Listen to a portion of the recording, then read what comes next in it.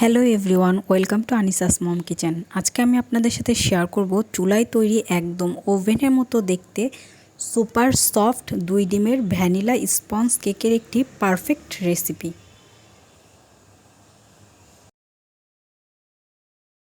Vanilla sponge cake তৈরি করার জন্য প্রথমে শুকনো উপকরণগুলোকে চেলে নিতে হবে। তার জন্য এখানে একটি বাটিতে একটি চালনি নিয়ে তার ভিতর দিয়ে দিচ্ছি আধা কাপ ময়দা, 1 টেবিল চামচ গুঁড়ো দুধ, আধা চা চামচ বেকিং পাউডার, 1/4 চা চামচ বেকিং সোডা, 1 চিমটি লবণ। এখন এই সব শুকনো উপকরণগুলোকে ভালোভাবে চেলে নেব। আমি 2-3 বার এগুলোকে চেলে নিয়েছি। শুকনো উপকরণগুলোকে চেলে নেওয়ার পর এগুলোকে একটি চামচের সাহায্যে নেড়ে নিচ্ছি। একবার এগুলোকে একটি সাইডে রেখে দিচ্ছি।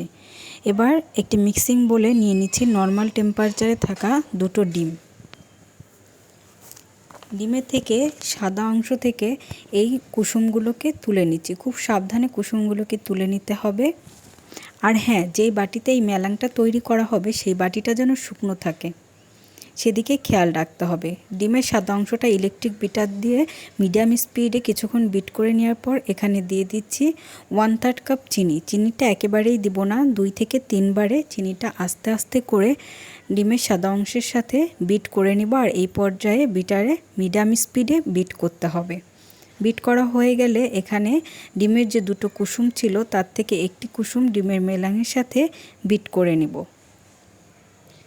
এরপর দ্বিতীয় কুসুমটিও দিয়ে 2 মিনিট বিট করে নেব খুব ভালোভাবে।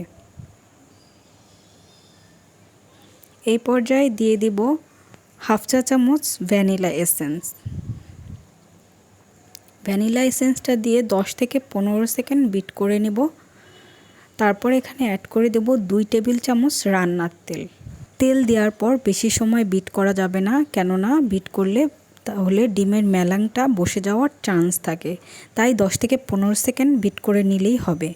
এখন আমি এখানে শুকনো উপকরণগুলো মিশিয়ে নেব। তাই অল্প করে শুকনো উপকরণটা ডিমের মেলাঙের ভিতর দিয়ে খুব আস্তে করে ঘুরিয়ে ঘুরিয়ে স্প্যাচুলার সাহায্যে মিশিয়ে নিচ্ছি। 2 বারে আস্তে আস্তে করে মিশিয়ে নেব।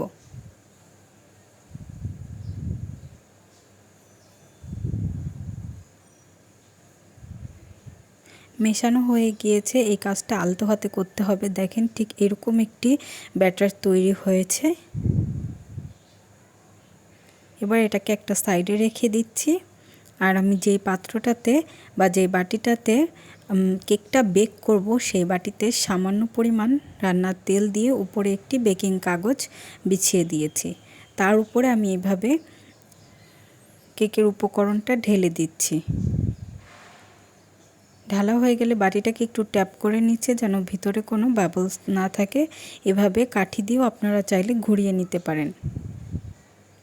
আজকের এই কেকটি আমি প্রেসার কুকারে বেক করব। এই জন্য প্রেসার কুকারটা চুলায় বসিয়ে 5 মিনিট প্রিহিট করে নিয়েছি। উপরের চাবিটা খুলে দিয়েছি যেন সিটি না ওঠে। এখন প্রেসার কুকারের ঢাকনাটা খুলে তার ভিতরে একটি স্ট্যান্ড বসিয়ে কেকের মোল্ডটা বসিয়ে ঢাকনা দিয়ে ঢেকে চুলার আঁচ একদম লোয়ে রেখে বেক করে নেব 25 থেকে 30 মিনিট। উপরের এই সিটিটা আমি খুলে দিয়েছি।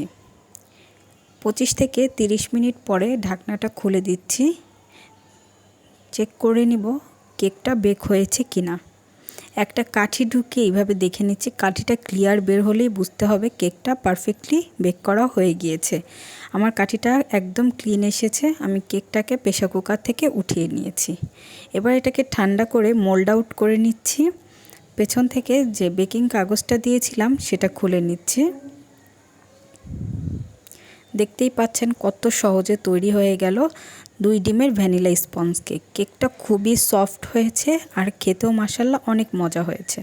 আজকের এই সহজ রেসিপিটি আপনাদের ভালো লাগলে অবশ্যই বাসায় ট্রাই করবেন। আল্লাহ হাফেজ।